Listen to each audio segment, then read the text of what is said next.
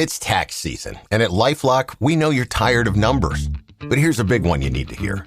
Billions. That's the amount of money in refunds the IRS has flagged for possible identity fraud. Now here's another big number. 100 million. That's how many data points LifeLock monitors every second. If your identity is stolen, we'll fix it guaranteed. One last big number. Save up to 40% your first year. Visit LifeLock.com/podcast for the threats you can't control. Terms apply. You're here. But are you here? You go to Hawaii in your head all the time. During meetings, in the car, Hawaii is on the mind. But when you're ready to go, there's Expedia, the one place you go to go places. Flights, hotels, vacation homes, cars. You can save when you bundle or book as you go and still save. So what are you waiting for? Expedia, the one place you go to go places. Members only. Savings vary. And welcome back once again, everyone, to the Skating Penguin Network. It is your host, Robbie, joined by Snail, as always. And usually this is where I toss it to Snail to see how things are going on his side of the country out in Seattle. But I think no matter what the weather was like today, no matter what was going on in your life, whether you had a good day at work, a bad day at work, whatever, I think right now everybody who cheers for the black and gold Pittsburgh Penguins is feeling pretty darn good as the Penguins go into Jersey and take care of business like they needed to.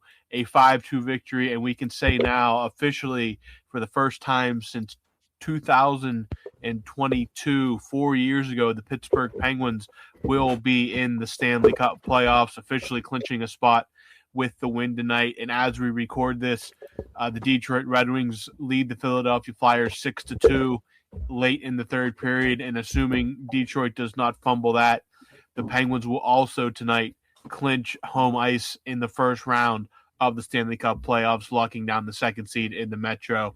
So we will keep an eye on that as the seconds tick down there. But Snail, I will toss it over to you now. I'd say this is something we've been waiting for. Back in October, you would have thought you would have called us crazy if we could have transported or teleported to April. But the Penguins have more than earned this. 79 games it took them, but they are back in the Stanley Cup playoffs. And for the first time that you and I have been hosts of this podcast, we will get to cover Penguins playoff hockey. And I don't think either of us could be more excited to do that. No, it's amazing. I threw out a gift to someone, and it was the Michael Jordan with "I used to pray for times like these." It has only been 4 years basically since the last time the Penguins were in the playoffs, but I mean it's been an odd 4 years with Sid and Malkin, the aging core, the superstars. This is kind of an anomaly in pro sports to get them back to like. Not just getting in the playoffs, but potentially making some noise. So, Penguins fans everywhere are elated. This is amazing. They went into Jersey and handled business. A few years ago, Robbie, they were in the similar position. They just needed to beat two non-playoff teams, and they could get in the playoffs. And we all remember what happened with the Chicago Blackhawks and the Panthers solidifying their playoff position. And then we all know the story from there. So, they did exactly what they needed to do. It wasn't the prettiest game by the Penguins, but we got scoring from. We had a Gino goal, a Chinnikov goal. We got Skinner backstopping. I guess that eye injury doesn't look too bad because he was making some great saves tonight. And man, it's pretty unreal to be able to think that in a few days we're getting spring hockey from the Penguins. And incredible. I couldn't be happier. You know what I was going to say is we have to give someone their flowers. And we had a guest on early in the year, might have even been before the season started, and it was CJ Gamble. And you know what CJ said? CJ said Evgeny Malkin was going to have an unreal year, and he said that they were going to be a playoff team. When we were doubters, everyone was a doubter, and why wouldn't you have been? But CJ said Malkin was going to be one of the reasons why the Penguins make the playoffs, and we got to give him his props for that because he called it before the season had even kicked off, really. Yeah, mad credit to CJ there. I kind of even forgot about that. That he was on. It went so fast. And like I said on the last episode, it feels like we were just talking about like the first game of the year yesterday, and now we're, regardless of how the season went, it was going to go fast. But credit to CJ for that, especially on the Evgeny Malkin call, because like Malkin just a completely out of the blue year. Some injuries here and there, but again, maybe the time off helped him. Again, 5 of those games were to his own fault. But yeah, he technically, if I get the math right here, no, I thought maybe he technically got the playoff clinching goal, but that went to Egor Chinnikov, which is kind of fitting as well in a way for how he played since coming over. But yeah, you mentioned the last few years being weird.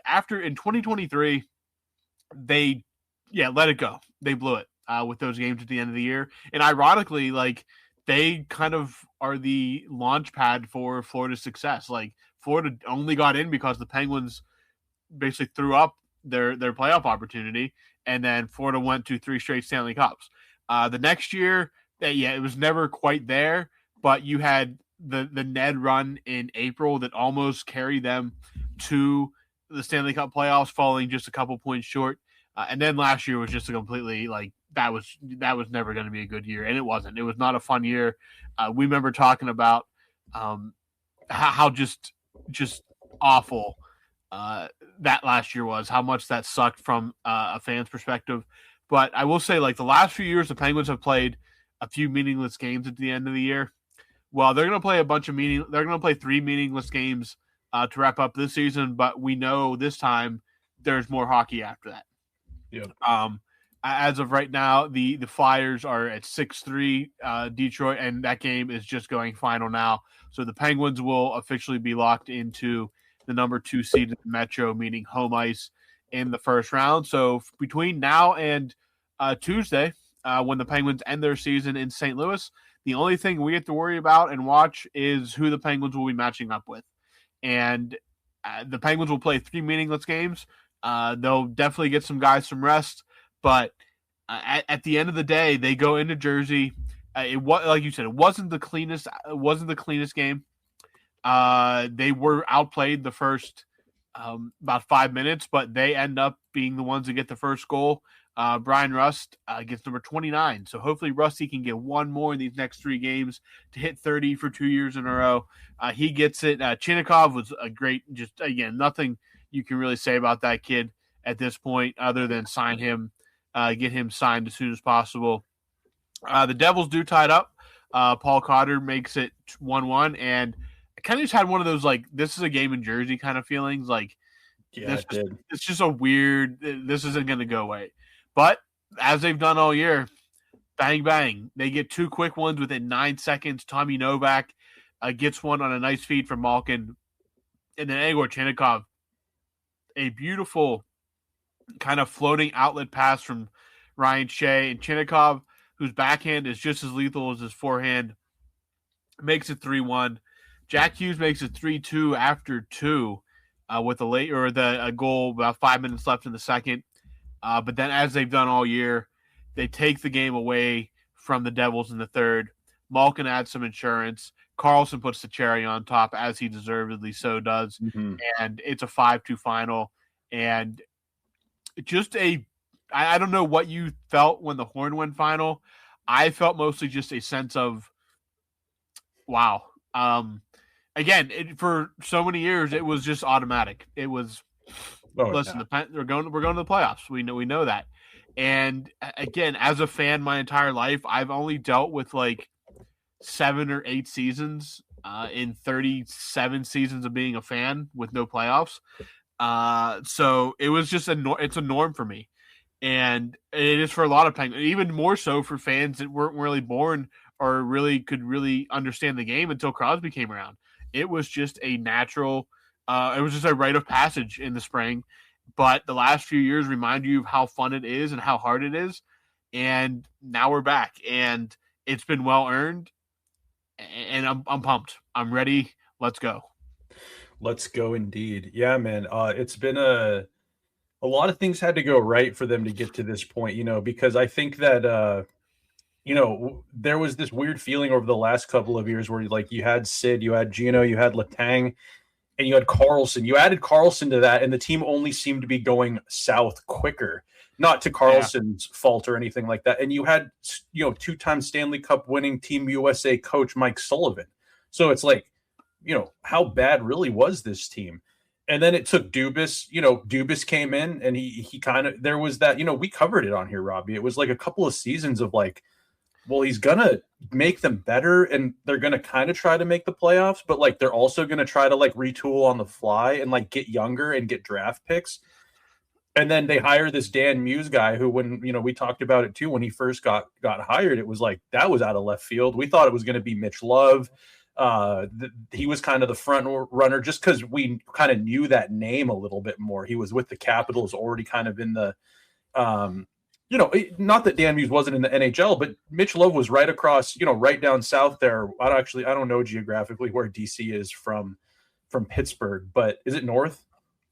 DC is southeast. So Mitch Love was a little bit closer in proximity, and then you had Muse, and it came together this year. Like, so many things hit. I mean, you look at all the things that had to go right for this to happen, and I don't think it was a fluke by any means. I think I think it's insane that Toronto let Dubas go, considering where they're at right now. Yeah. And you look at when you give him the reins on what to do and you just let Dubas cook, it's not a perfect job. Like, I was looking across the ice today at Cody Glass. Cody Glass was one of those pickups where it was like, young first rounder. Let's see what he can do under Mike Sullivan kind of deal. Didn't pan out. He's having a great year this year under Sheldon Keefe. I think they said he had like 18 goals this year, considering he's only got like 50 some odd in his entire NHL career. Yeah. But there were some experiments in there, and it seems that he's refined his process, Dubas has, to a certain extent, or he just kind of took bets on maybe the right guys. And Mantha, I mean, did you think Mantha coming off a knee reconstruction was going to have 30 goals? I don't think so. I think he was going to have a good year. I did third liner maybe, which kind of is a third liner, I guess.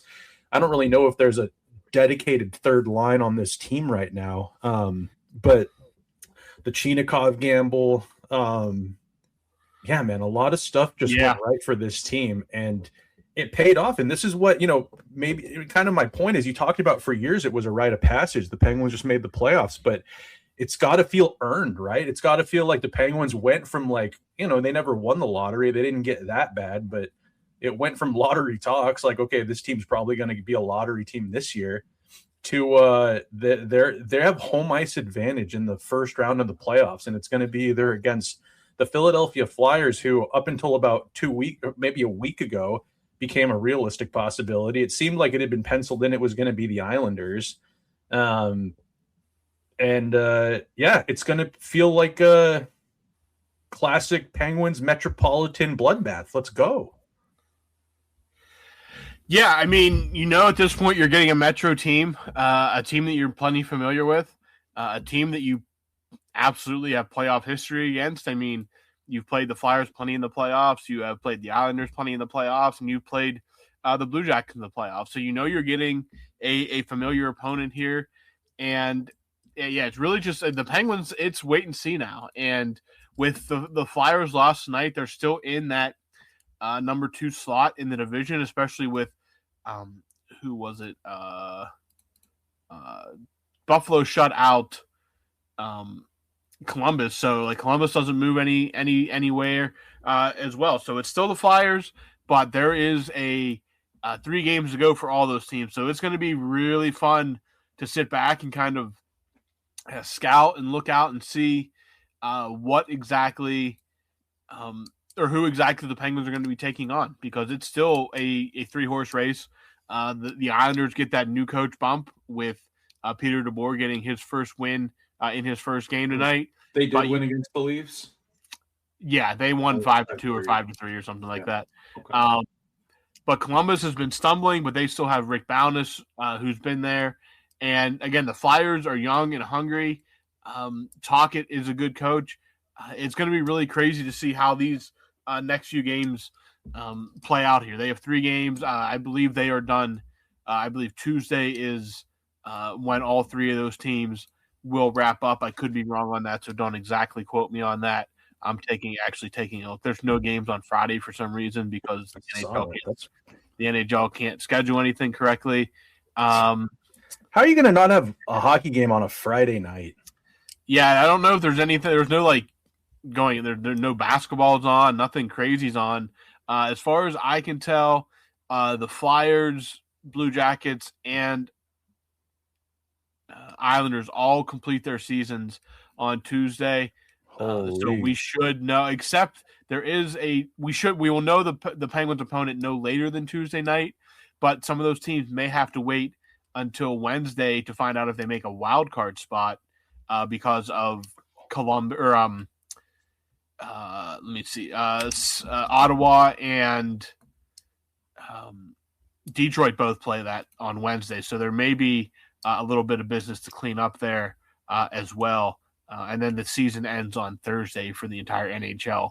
But the Penguins officially end their season on the 14th, next Tuesday. It's 5 days from now. They have 3 games left, a weekend home and home with the Capitals, which we'll talk about a little bit more here in a second, and then at St. Louis for the last game of the year, which won't mean really much at all. For none of these games mean anything for the Penguins. There's going to be a bunch of talk this weekend with the Capitals, obviously surrounding the uncertainty as if this could be the final weekend of the Crosby Ovechkin era could come to a close this weekend. Nothing has been announced by Alex Ovechkin.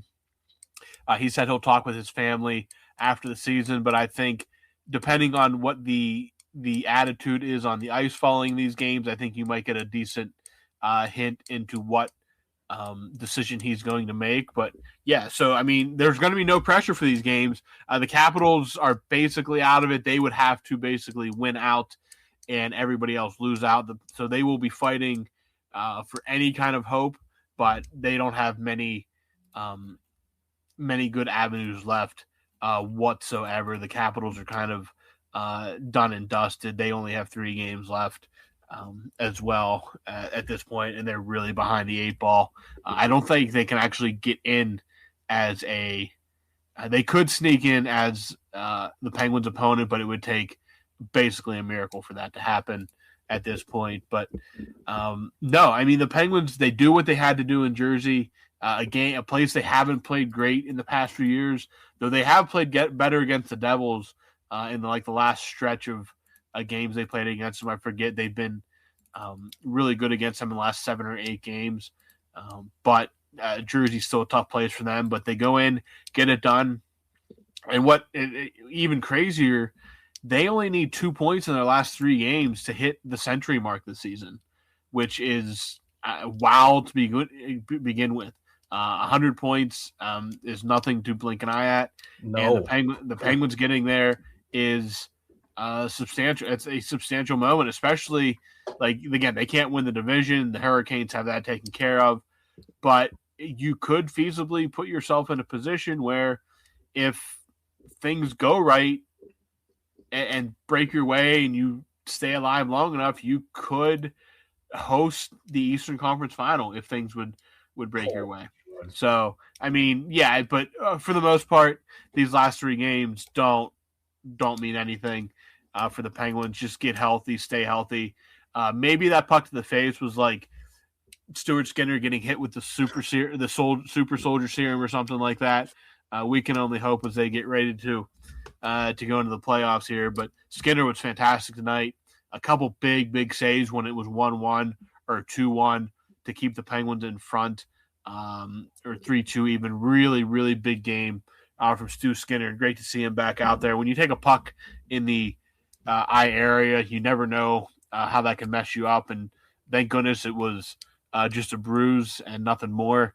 Sergei Murashov was sent back to the AHL. They actually had a game in Bridgeport, Connecticut tonight, so it wasn't exactly a super far trip for Murashov to get back there. But no, I mean, Snell, for the first time as host of this show, we're going to get to cover Penguins playoff hockey, and I could not be more excited for that. I couldn't either, man. So I guess I'm going to ask you a question since it's kind of unknown right now. Who do you want in the first round?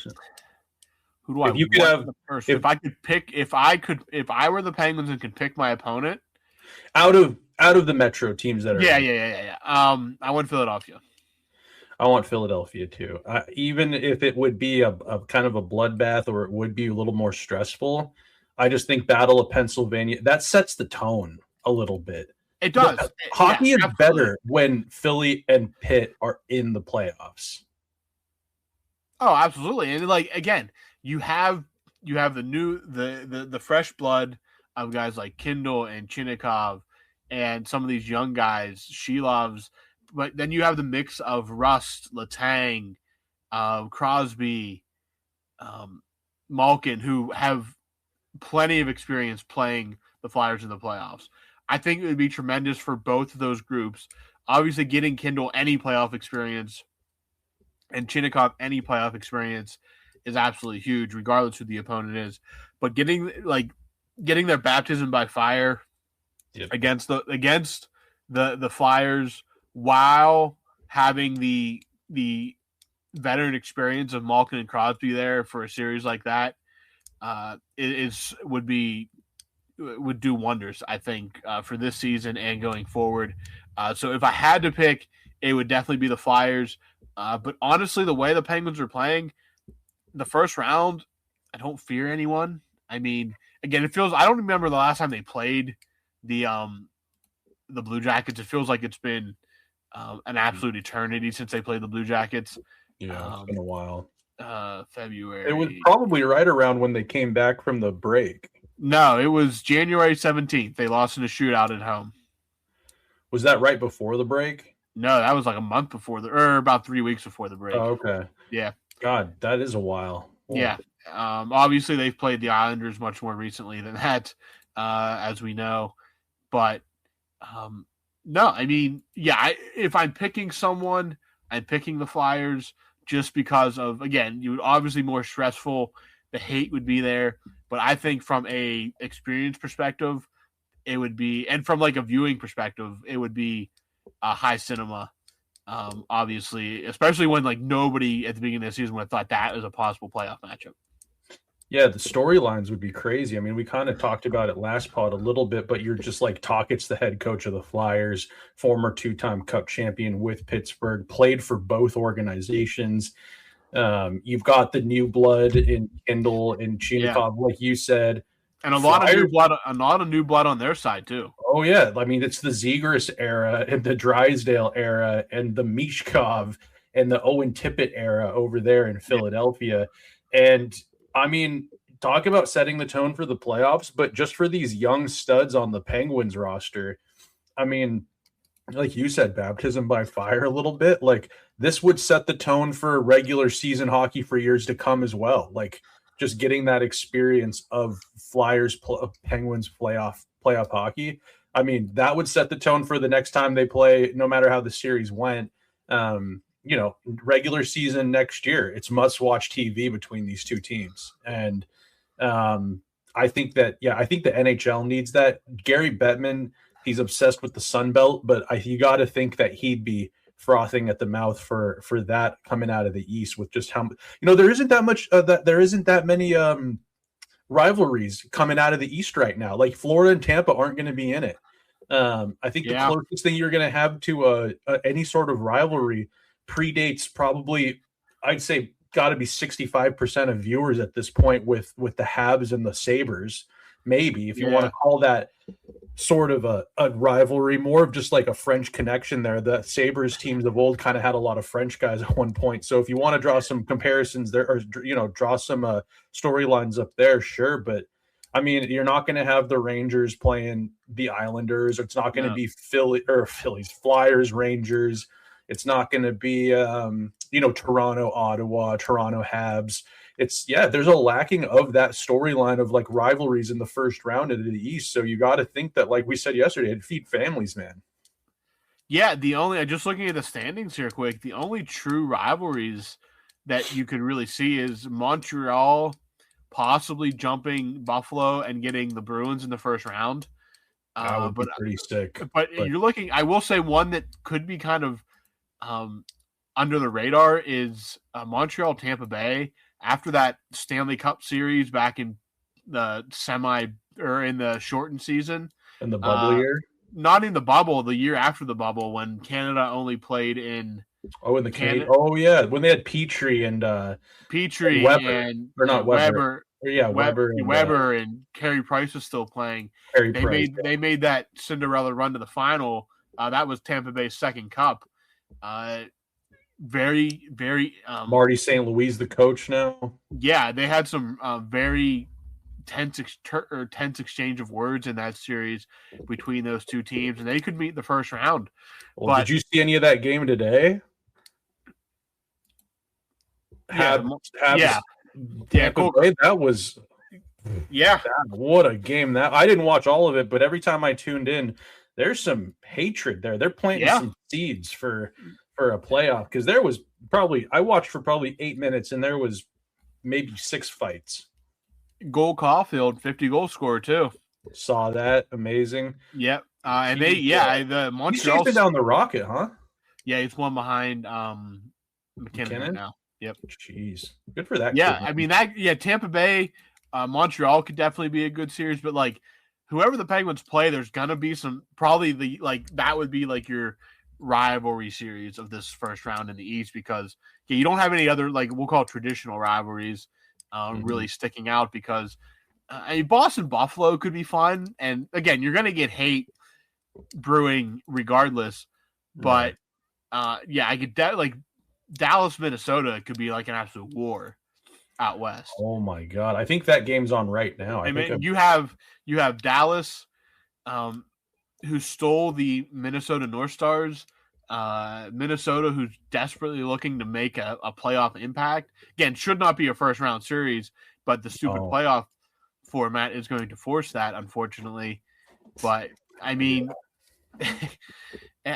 the Penguins, I want the Flyers just for everything that would entail, but I don't fear any team they could play. Again, not saying that it's a guarantee they win the series, but I think the Penguins are a favorite no matter who they go up against. The Islanders stress me out a little bit, I will say. Yeah, because the Islanders. Sorokin and Pete DeBoer all of a sudden head coach.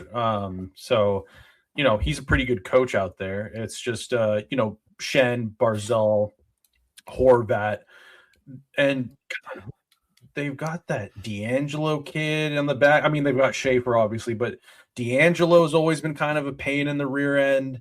Pellick and Pulak back there. I mean, I don't know. They're a pesky team for sure. They stress me out a little bit, but if I could take the pick of the litter, I would take Flyers or the Blue Jackets, because I think they would absolutely wax the Blue Jackets. Yeah, I mean, the Blue Jackets are such a weird team to me. I don't know anything really about Jet Greaves.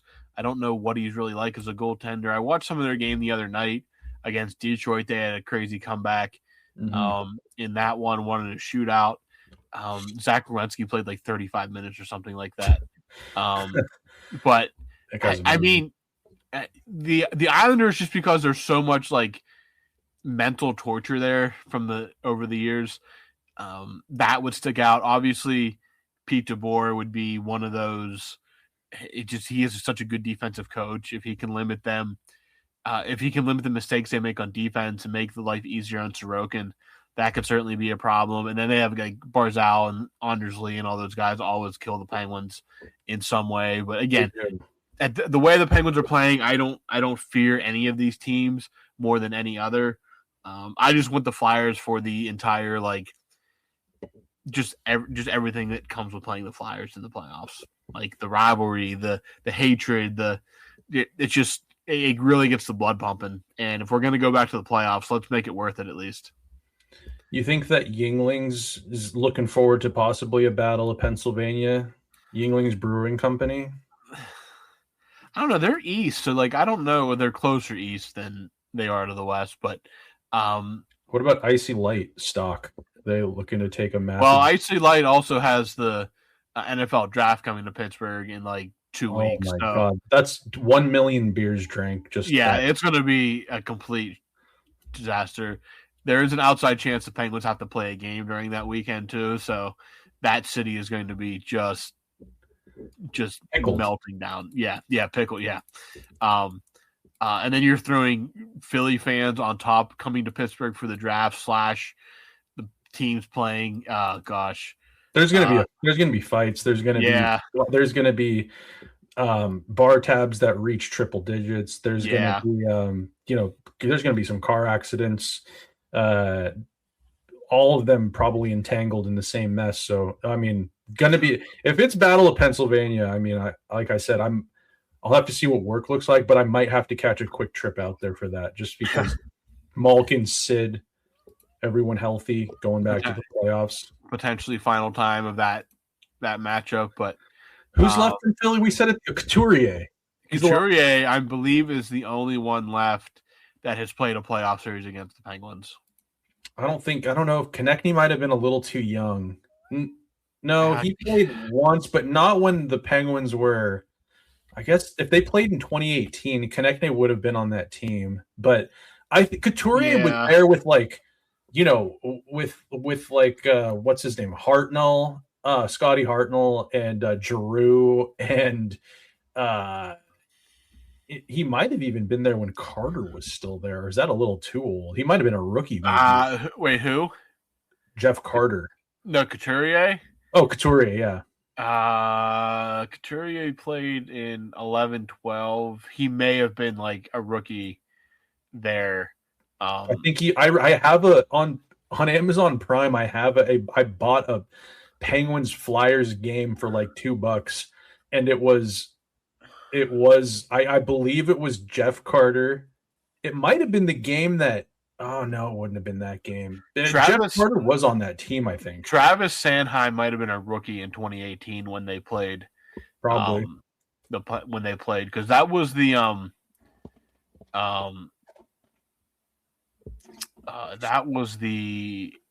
game where Gensel scored 4 goals to knock them out of the playoffs. Can you believe Gensel's still going out there? He's a great player still. Nothing really to slow him down. I mean, he's still not really that old. Not that hard playing with Kucherov either. No, that must be like a dream come true. Imagine playing with Sidney Crosby, and the next guy you play with is Nikita Kucherov. Must be nice. Yeah, he went Sid to Sebastian Aho to Kucherov and Braden Point. I mean, not a lot of bad days in Gensel's career. Yeah, not a bad gig if you can get it, I guess. Yeah. But no, I think if I'm looking, it's Couturier, Konechny, and Sanheim are the 3 holdovers from the last time, and 2 of them were like Konechny and Sanheim were like rookie or second year players in that. So yeah, it's been a minute. It's been 8 years since the Penguins and Flyers have played each other in the playoffs.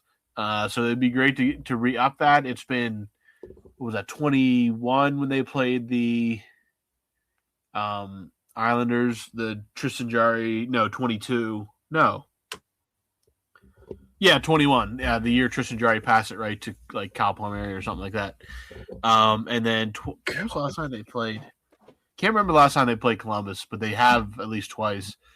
It was 2016, and it must have been because remember in 2016 that was when they played. That's Jeff Zatkoff, Mr. Game 1. They were playing Columbus. That was New York. Was it New York? The Rangers, yeah, they played. Am I remembering that total? I swear it was Columbus. 2017. It must have been 2017 because it was Torts. It was Bobrovsky. He was there. Yeah, it was 2017. They beat him in the first round. Jake Gensel had a hat trick in like game 4 or something like that. Jake Gensel again. Jake Gensel again, guys. 2019 and 21, they lost to the Islanders in the first round, and then they lost to the Rangers in the first round in 2022, and that was the last time they were in the playoffs. So, yeah. Holy man. Well, they're going back. It's gonna be so nice, Robbie. It's been years since I've just watched Penguins games with the last few games, and I'm just watching. I'm mostly tuning into other games to see how they're going for positioning. Actually, I can be honest with you, even when the Penguins were rolling, pre-2018, I'd still be. I don't even know if I was paying that close of attention. I think I was just like, whoever the Penguins play, let's get it started. Like, it was a little cocky. It was just like, we'll see who they play. I'm not really concerned. Let the cards fall as they may. Yeah, and I agree. They'll have, it'll be an interesting series no matter what. But God, it's going to be a different look this year. But man, I'm super pumped. It's going to be interesting to see how this positioning falls. But like you said, as long as kind of the Islanders can stay out of it a bit, I'd be pretty comfortable. Yeah. I just think for the whole, everything that comes with it, the Flyers would be very entertaining, obviously. But I'm just happy. It'd be nice to stick it to them too. It'd be nice to whoop on them, like send Sorokin packing like early a couple of games, and like, it's going to be a tough series, but get out. If you could stick it to the Islanders and then go on to the second round, where it's probably going to be Carolina. Carolina does not scare me that much. Like, I'm more scared of the Islanders than Carolina. The worst thing about Carolina is the way they play is just strangling. And in the playoffs, with the way they swallow the whistle, that plays right into their hands. Again, the goaltending would not scare me, but just the way they play, the way they can strangle the life out of a game, that would just be a slogfest 6 or 7 game series. And that is really just, they can choke a game to death and make it miserable. That's the only thing that really bothers me with the Hurricanes. But if they can get a leg up and get them chasing a little bit, you can kind of flip that series on its head. But yeah, well, let's get through the first round first, and then we'll worry about potentially facing Carolina. But for now, we have 3 games where we don't have to worry about a darn thing. We've been living and dying with 79 other games this year. All the frustrations that come with a long season, the brutal March schedule. And now here we are at 98 points. The Penguins have clinched a playoff spot for the first time in 4 years, and we're back where we belong. We're back in the Stanley Cup playoffs. Enjoy it. Enjoy these next 3 games, but we'll remind you between now and then, and enjoy the whole ride, because as you learned, it's not guaranteed. It felt guaranteed for over a decade and a half. It's not guaranteed by any measure. And Snail, we're back. You and I get to cover a Penguins playoffs for the first time doing this show. We got to try to get Garrett on before the playoffs or at some point for old time's sake. We could track him down, because on Instagram he uses that location thing, and you can see right into the window of whatever house he's in. Like, you can look it up on the map. So if you can't find Garrett, just look at his Instagram, because you can find the exact street location of where he is. If you guys get if you guys listen to an intro one time and it's just me saying, "Welcome back to the Skating Penguin Network, everyone." By the way, we are currently live outside Garrett Bahana's apartment. He doesn't know it yet. Snail's just videoing in. What's that silly town he lives in? Charleroi, but I don't know if that's the actual town he lives in now. Charleroi. Charleroi. That sounds like a town out of True Detective season 1 or something like that. Yeah, it's a very French named town. But I'll just be out there knocking on his door and just be like, it'd be like a Candid Camera or something like that. You're just outside. Yeah. We're outside Garrett Bahana's house here, reporting live from Garrett Bahana's house. He'd be so upset. I could just hear his little voice. He'd be so mad. He'd be like, "What are you doing here?" He'd come downstairs with his shin splints. And if you've been here at the podcast along the shin splints, you'll get that joke. If not, go back to like 2023 and listen, and you'll get the shin splints joke. Garrett moved downtown and he had to walk to a bus station, and it gave him shin splints. Yeah. We got to try to get Garrett back on for the playoffs, at least one episode. But no, our first time covering Penguins playoff hockey. I'm excited for it. I know that the fan base is excited for it. And I'd say the Penguins are going to start on the 18th. That we won't know that until next week, but whenever it is, we'll be here to talk about it. We'll have a playoff preview. But until then, Snail, what are you thinking? You think this weekend's the last chapter of Crosby Ovechkin? I do. I mean, like people are really making it a big deal, and I get it. It is a big deal for like a face of the game like that leaving. But I think that it's been obvious for like to me. I think that it's crazy because people are like, oh, he's got 30 goals or whatever this year, but it's like Ovi doesn't want to go out scoring 6 goals one year and having 20 assists. Like he probably wants to go out being like, yeah, I had another 30-goal season. I'm going to go play 1 year in Russia, which he's been very vocal about. And the fact that he hasn't just been like, how Ovi is, how confident he is. He would have said, I'll be back next year. Figure out the contract. I'll be back. I think that there's a few things missing. People are missing that to me make it very obvious that he's not going to be coming back. I agree with that assessment. He got the 900 goals. He got the 1,000 career goals counting the playoffs. I don't think, like you said, he could play a couple more years, but I think he wants to go to Russia and play where he can still score 30 or 40 goals over there. I don't think he wants to be like, no offense, obviously Jaromir Jagr played well into his 50s. Yeah. I don't think he wants to be in a position where he's just skating around for an entire KHL season. I think he wants to go out there where he can still put on a show, score a bunch of goals for the fans wherever he goes. I'm assuming he'll go to Dynamo Moscow. Is that where he came from? Mm-hmm. Okay, so I'm assuming that's where he'll want to go back to, put on a show for those fans. And it still is a productive hockey player. That's totally. He's been vocal about he doesn't really want to be like this, he doesn't want to be super old out there floating around. Like he wants to be effective. He's got a kid. I think, let's be honest too, and I don't think that body can take another off season the way he treats it. Like, it's not that there's anything wrong with, it's not like he's a complete barn animal, but I mean, you look at the shape he's in, his physique. I just don't know if there's one more off season at 41 years old, the way that he is.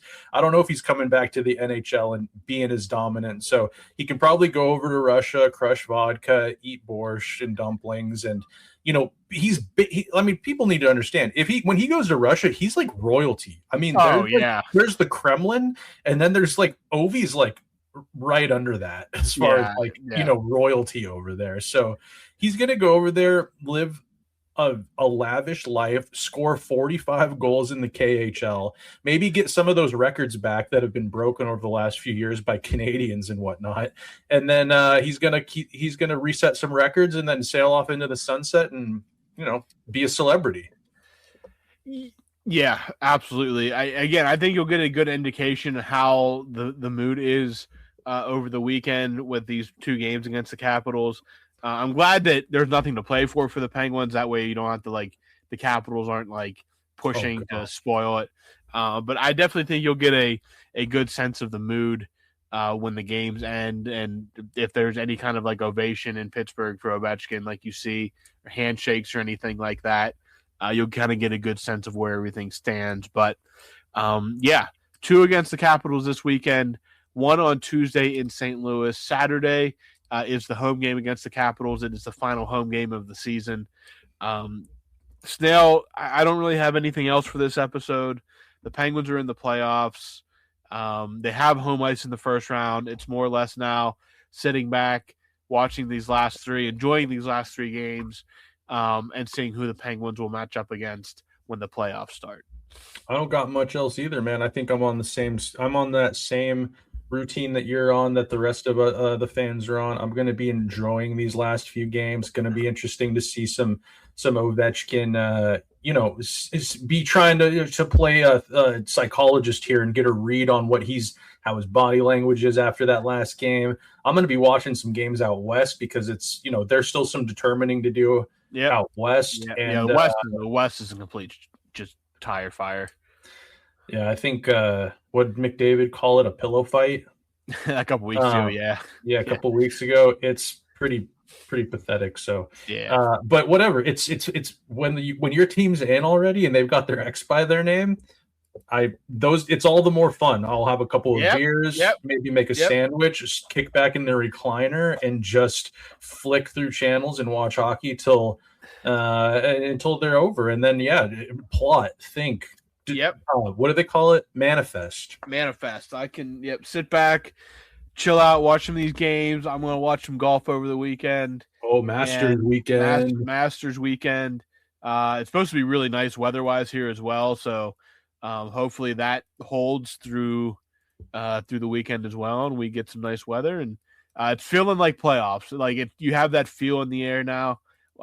It's about that time. So, yeah, enjoy this next week because a week from now we'll know who the Penguins are playing. It won't even be that long probably, but we'll have to come on after. We'll obviously come on after the Caps games and stuff like that. But we'll have to set up a playoff preview episode and really we will dig in the weeds and probably give credit to who needs it and throw some shade here and there as well. So other than that, Robbie, though, I got nothing else.